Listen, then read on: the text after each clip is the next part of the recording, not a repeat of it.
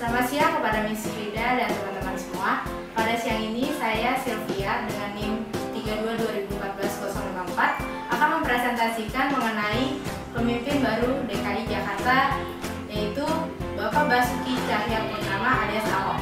Pemimpin baru DKI Jakarta, seperti yang kita tahu, Jokowi dan Ahok merupakan gubernur dan wakil gubernur DKI Jakarta tahun 2012 sampai 2017. Namun pada tahun 2014 Jokowi terpilih menjadi Presiden RI. Oleh karena itu, jabatan Jokowi sebagai gubernur digantikan oleh Ahok. Sekarang saya akan membahas tentang Ahok setelah menjabat jadi gubernur. Latar belakang Ahok. Ahok berasal dari Bangka Belitung, lahir di Manggar pada tanggal 29 Juni 1966. Ahok dikenal berani dalam bertindak, sikapnya keras, dan beliau memegang prinsip anti korupsi. Bahkan Ahok telah mendapatkan penghargaan tokoh anti korupsi pada tahun 2007.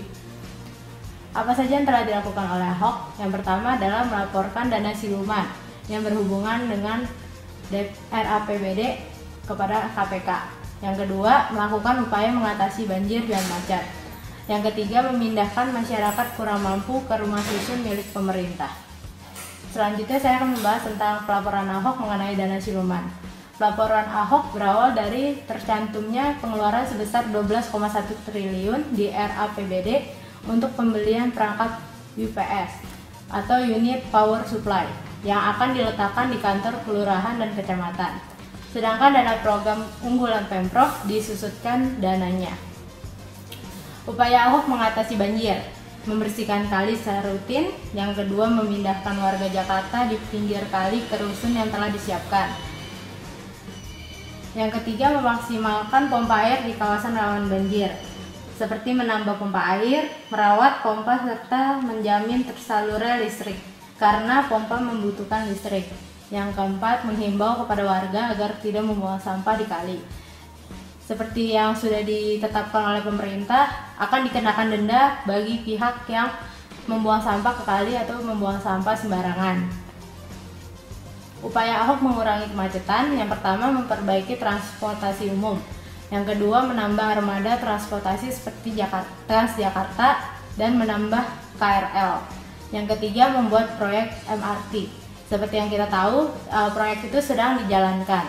Yang keempat, larangan motor melintas di kawasan Jalan MH Tamrin sampai Jalan Medan Merdeka Barat. Yang dipikirkan oleh pemerintah DKI Jakarta adalah motor saat melintas kawasan MH Tamrin merupakan sesuatu yang bahaya, sehingga untuk mengurangi bahaya tersebut, motor dilarang untuk melintas kawasan tersebut. Kelebihan dan kekurangan dari Ahok. Kelebihannya adalah tegas. Yang kedua, cepat bertindak apabila menemui kejanggalan dalam struktur kepengurusannya. Yang ketiga, tidak takut melawan korupsi. Seperti yang pertama disebut adalah dia merupakan salah satu tokoh anti korupsi. Yang keempat, bekerja untuk rakyat. Kekurangannya, setiap manusia itu pasti mempunyai kekurangannya. Yang pertama, mudah marah-marah. Seperti yang banyak dikabarkan oleh berita, Ahok memang seorang yang mudah marah saat menemui kejanggalan dalam struktur kepemerintahannya.